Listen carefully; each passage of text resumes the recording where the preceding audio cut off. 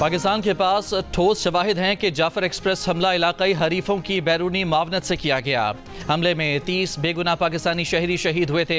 अक़वाम मुत्तहिदा में पाकिस्तान मिशन के कौंसल जवाद अजमल का खिताब, कहा कि आलमी बरादरी दहशत गर्द हमलों के मुतासरीन और उनके ख़ानदानों की हिमायत करे। जवाद अजमल ने कहा कि दहशत गर्दों और उनके सरपरस्तों को जवाबदेह ठहराया जाए। दहशत गर्दी और हक़ खुद इरादियत की जायज़ जदोजहद के दरमियान वाज़ेह फ़र्क करना भी लाजमी है। पाकिस्तान ने पहलगाम हमले की मज़म्मत की है।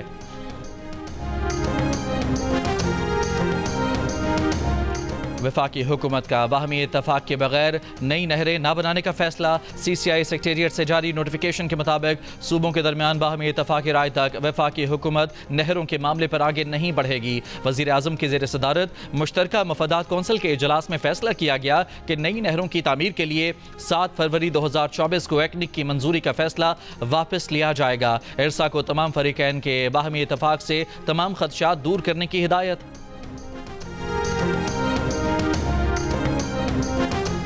खैरपुर बबरलू बाईपास पर 12 रोज से जारी वकला का धरना खत्म न हुआ। All Sindh lawyers action committee का बबरलू बाईपास के सिवा दीगर तमाम धरने खत्म करने का ऐलान। कल से तमाम अदालतों में हड़ताल खत्म करने का भी ऐलान।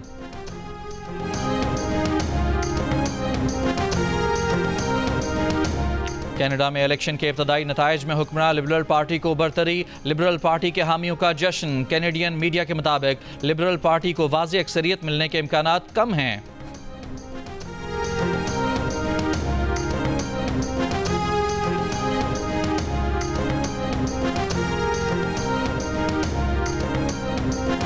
हज ऑपरेशन जारी। कोयटा से पहली हज परवाज सुबह 10 बजे 170 आज़मीन को लेकर रवाना होगी। कराची से पहली हज परवाज आज मदीना के लिए रात 9:30 बजे रवाना होगी। गवर्नर सिंध कामरान टसूरी तकरीब के मेहमान खुसूसी होंगे। लाहौर से पहली हज परवाज रात 10 बजे 323 मुसाफिरों को लेकर मदीना जाएगी। जनूबी पंजाब, बलोचिस्तान, सिंध और खैबर पख्तूनख्वा के मैदानी इलाकों में आज तेज़ हवाएं और झक्कड़ चलने का इम्कान। मैदानी इलाकों में शदीद गर्मी की लहर बरकरार। लाहौर में ज़्यादा से ज़्यादा दर्जा हरारत 42, पेशावर में 43, कराची में 37 और कोयटा में 36 डिग्री रहने की पेशगोई। डिजिटल और सोशल मीडिया पर दुनिया भर में सबसे ज़्यादा देखे जाने वाले मकबूल तरीन पाकिस्तानी न्यूज़ चैनल जियो न्यूज़ को भारतीय हुकूमत ने अपने मुल्क में बंद कर दिया। साथ ही भारतीय हुकूमत ने जियो ग्रुप के 2 मज़ीद चैनल्स हसना मना है और जियो सुपर को भी डिजिटल और सोशल मीडिया पर बंद कर दिया है। उनके साथ पाकिस्तान के 16 चैनल्स भारतीय हुकूमत ने बंद कर दिए। मुबस्सिरीन का कहना है कि भारतीय हुकूमत ने कदम इन चैनल्स पर भरपूर और मुतवाज़न मौक़िफ़ पेश किए जाने की वजह से उठाया है।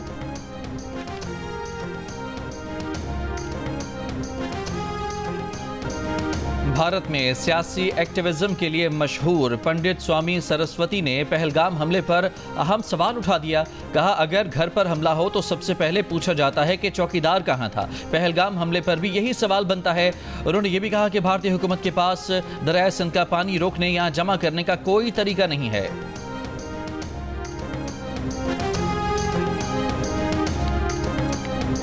भारत ने वाज़ेह किया है कि पाकिस्तान के लिए तवील मुद्दती वीज़ा और ऑफिशियल या सिफारती वीज़ा की मियाद बरकरार रहेगी, जबकि दीगर कैटेगरी के वीज़ास की मुद्दत आज ख़त्म हो जाएगी। पहलगाम वाक़े के बाद कश्मीरियों के घर इसराइल की तर्ज पर गिराए जाने का सिलसिला भारत को बंद करना पड़ गया। मकबूजा कश्मीर की हुक्मरान जमात नेशनल कॉन्फ्रेंस समेत दीगर इलाकाई जमातों ने इस पर शदीद एहतजाज किया था।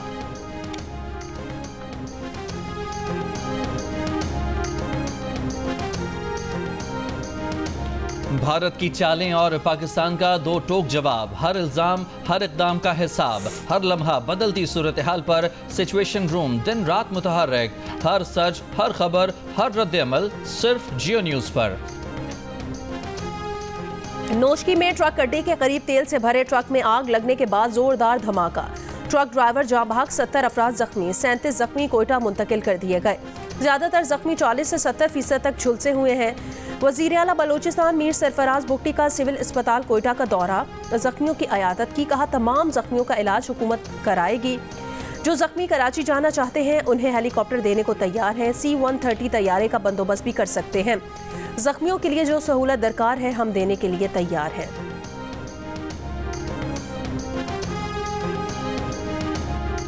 जनूबी वजीरिस्तान के इलाके वाना में अमन कमेटी के दफ्तर में धमाका, 9 अफराद जाम बहक, 21 जख्मी, 16 जख्मी। DHQ अस्पताल वाना में जेर इलाज।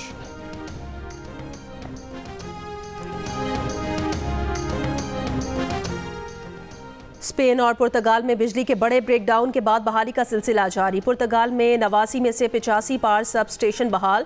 स्पेन के वजीर आजम ने कहा कि स्पेन के ग्रिड ऑपरेटर्स ने मुल्क में 50% बिजली बहाल कर दी है। मुश्तरका नेटवर्क में खराबी से पुर्तगाल और स्पेन में बिजली का ब्रेकडाउन हुआ है।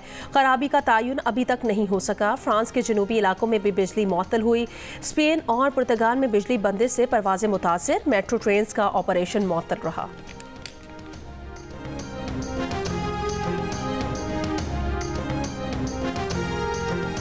लाहौर मॉल रोड पर रात गए पुलिस ने ग्रैंड हेल्थ अलायंस धरना खत्म करा दिया।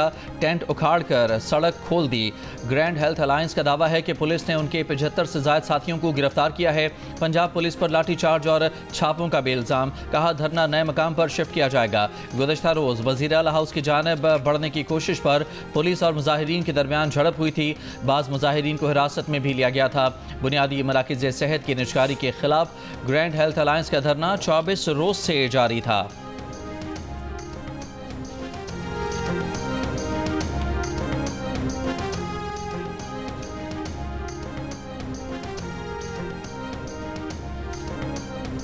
हुर्रों के रूहानी पेशवा पीर पगारा सिबगतुल्लाह ने कहा कि केनाल मंसूबा खत्म करने का फैसला किसी सियासी जमात की कामयाबी नहीं बल्कि सिंध के अवाम की कामयाबी है। सिंध के बादशाह और अवाम ने शदीद गर्मी में अपने हक के लिए एहतजाज किया।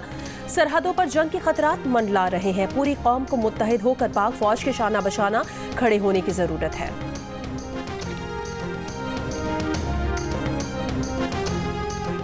कराची के इलाके मलीर गाजी गोट में संदूक से खातून की लाश मिली है। रेस्क्यू हुकाम के मुताबिक मकतूला की लाश तशद्दुद ज़दा और 2 रोज पुरानी है। शनाख्त नहीं हो सकी। लाश अस्पताल मुंतकिल। लाहौर के इलाके शादरा में मुबैना पुलिस मुकाबला, एक डाकू हलाक। CCD के मुताबिक हलाक डाकू चंद रोज पहले पुलिस हिरासत से फरार हुआ था। मुलजिम की गिरफ्तारी के लिए छापा मारा। इस दौरान फायरिंग के तबादले में मुलजिम एहसन अपने ही साथियों की फायरिंग से मारा गया।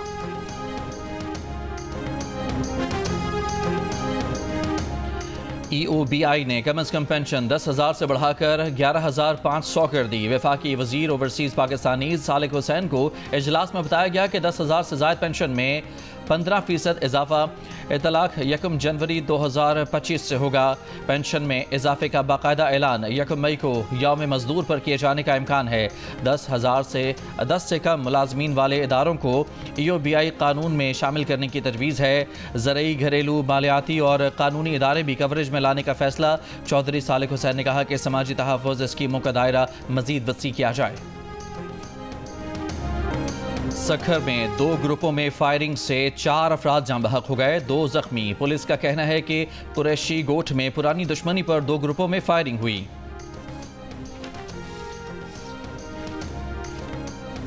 गजा में सुबह से जारी हमलों में 44 फ़लस्तीनी शहीद। इसराइल ने ड्रोन हमला करके 5 बच्चे भी कत्ल कर दिए। आलमी अदालत इंसाफ में इसराइल की गजा में इमदाद की बंदिश के खिलाफ समाअत। फ़लस्तीनी सफ़ीर ने कहा इसराइल गजा की इमदाद को जंगी हथियार के तौर पर इस्तेमाल कर रहा है। सरबराह हिज़्बुल्लाह नईम कासिम का लेबनानी हुकूमत से अमरीका के जरिए इसराइल को लगाम दिलवाने का मुतालबा। अक़वाम मुत्तहिदा के सेक्रेटरी जनरल का यमन में अमरीकी हमलों में शहरियों की अमवात पर इजहार तशवीश।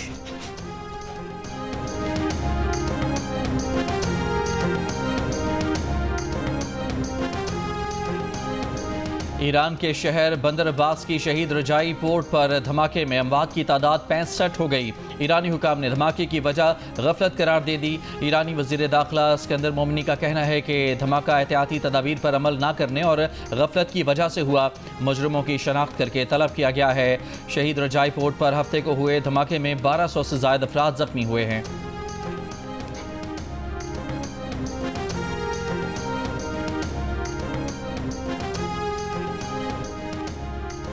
बुहेरा अहमर में अमरीकी बहरी बेड़े हैरी ट्रूमैन पर हादसा।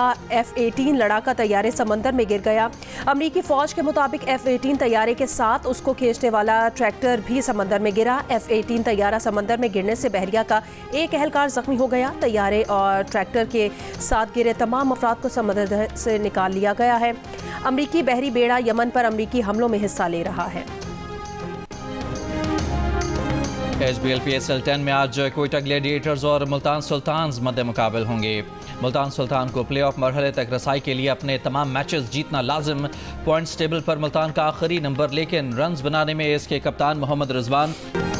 HBL PSL 10 में एक दिन आराम के बाद आज कोयटा ग्लैडिएटर्स और मुल्तान सुल्तान्स के दरमियान मुकाबला होगा। पॉइंट्स टेबल पर मुल्तान का आखिरी नंबर है।